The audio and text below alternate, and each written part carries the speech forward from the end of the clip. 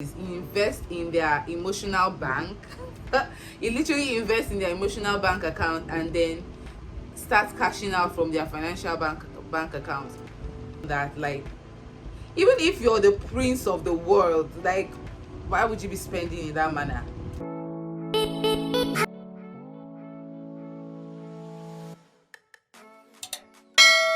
Hello everyone, welcome back to my channel. If today is your first time here, thank you so much for stopping by, and please do not make it your last. Kindly hit the subscribe button so that you get subscribed and join this growing family. And to my amazing returning viewers, returning subscribers, thank you all so much for sticking around. I really appreciate it. Now, it's been a hot minute since I sat down and did a video. It's been a long time since in short, my vlogging has been on and off, but yeah, today I'm back to give you a sit down video. So yeah, like I said, it's been a hot minute since I've done a sit down video, and today I just decided to pop in here and yeah, drop this hot, lessons. Like you can tell by the as you can tell by the title, we're going to be talking about basically what everyone on the internet right now is talking about, which is the Tinder Swindler. So yes, I'm here to talk about what I learned from the documentary. It's very easy to say you can never fall for such, right? But like, I don't think I can fall for such. Well, for someone who who lives in a world of fantasy, if you're someone like that, you fantasize about meeting a Prince Charming and all of that, I guess you can actually follow. Just like the way this Penila girl fell for the guy, she thought she had met Prince Charming. Wow, like, ow, like, what are the odds coming across such a guy as wealthy as that, fine and everything, and then he didn't come out as being perfect. He said he had a failed relationship that produced a child, so that's to add some dynamics to his story, so that way you don't feel like everything is perfect about him. So he sounded genuine and he looked genuine. So I guess let's not fault these ladies for falling, right? Let me know in the comment section if you would have fallen for any of his tricks. Let me know in the comment section. So like I said, I'm going to be talking about some of the things that some things. I'm just going to be highlighting some things you should look out for as ladies. I thought that why not hop in and do this video and make it a girl chat, girl talk kind of video. Let me talk to my girls. You guys, we better be shining our eyes on the streets, okay? You guys, shine your eyes, okay? Don't let one guy come and be boo-booing you. So the first thing like I noticed about this film, it's not like anyone would just allow themselves to be a lamb to be slaughtered. Like, nobody wants that. Yes, these ladies are vulnerable enough to come on a social dating app and search, and even were the ones who swiped, so they were open to finding love. Nobody should fault it. I feel like they should not be faulted for that. But then again, we got to be careful. Like, we've got to be careful, extra careful. Like, I feel like the fact that you're even meeting somebody off of social media, you should be at alert.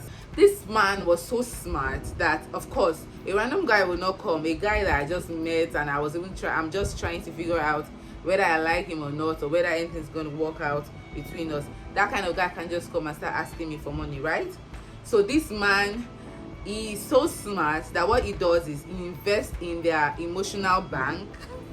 He literally invests in their emotional bank account and then starts cashing out from their financial bank account.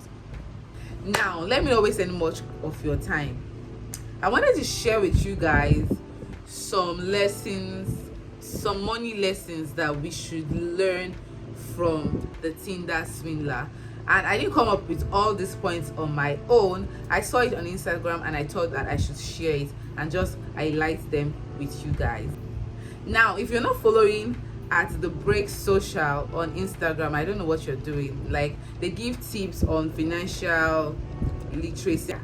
So they give tips about your finances just to help you, develop in that financial aspect.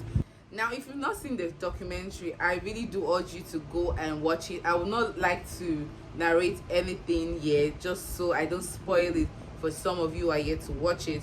But you guys, us girls need to be extra careful. Like, these mans, they're not joking, they're not playing at all. So, number one, never let a new relationship make you drop your financial guard. Yes, we say, okay, some of us are very, very financially guarded. Like, we are very guarded about our things, our finances, our spendings, and the things that we invest our money in, right? Now that's when you're thinking with a clear head, right? It's always easy for for the person who is not emotionally invested in a relationship to highlight the flaws in the said relationship, right? So that is what is being highlighted here.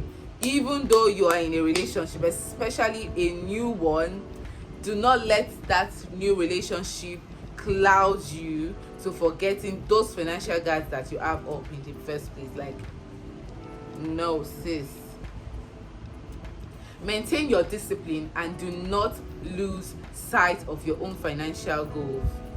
I mean, this lady Panelia was just existing on her own, living her own simple life, All of a sudden, she comes across this guy that thinks, that she thought was, ooh, Prince Charming, ooh, very wealthy. And then imagine what she had to go through. I don't want to spoil anything, like I said. Now, the second lesson here is, dating is not an excuse for reckless spending. Balance is key. Now, I am not a reckless spender. I would not be in support of my partner spending recklessly. I mean, I feel like whenever I see on social media, especially, that people are just blowing money away, the one remark I will make is, someone who earns genuinely doesn't blow up money in that manner, period. I mean, with the way he was spending, any normal person should question that. Like, even if you're the prince of the world, like, why would you be spending in that manner? Number 3, do your own work. Talking about finances and with a potential life partner is paramount. I mean, yeah, we might say the people we're talking about, yeah, they've not gotten too deeply that, oh, they will have to have deep financial conversations, but really, talking about your finances is something that you just definitely must do. Like, it's a must. Like, it is a must. Especially, I mean, Panelia and Cecilia might not have had that conversation, but I think the other lady who had dated him for 14 months, she definitely ought to have had these conversations with him. The other point is, love is not blind. If someone shows you who they are, believe them. Consistent impulsive spending, in bracket tens of thousands in a matter of days, may indicate a person who can't be trusted with money. Like, trust me, the last person you want to have a relationship with or have a serious relationship with is someone that cannot manage money. I mean, money is key. Money is key. So you definitely want to be on the lookout for how your said partner spends money. Like, especially in this part where we are in the wake of these I don't want to call it, I don't know if it's going to be censored or anything, but it's going to affect my video.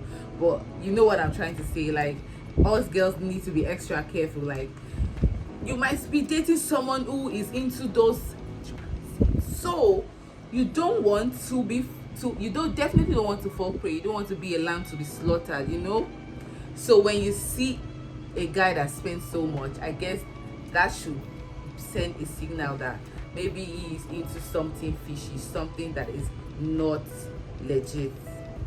Because trust me, a guy or anyone at all who legitimately makes money, who makes legit money, will not blow money in the manner that guy was blowing money. The next point is, that an outward demonstration of wealth does not make a person rich. Yes, if you check it, look at the real rich people. They don't dress and wear, all them Gucci on Gucci and all of that. There's a way that a wealthy person dresses that speaks class, and there's a way, we all know all those boys around, those small boys making some huge illegitimate money. We all know them. Like, when I see some, I'm like, this guy is doing yahoo. Like, you just know. I can tell by their dressing. So, like, you just want to appear to have money, that kind of thing. If a person is trying so hard to appear to be rich, then maybe they're not even as rich or half as rich as they claim to be. The next point is, never loan someone money you do not have or can't afford to lose.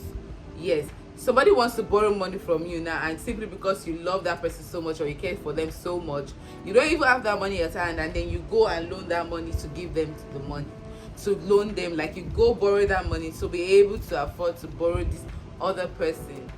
That has got to be the dumbest thing to do, really.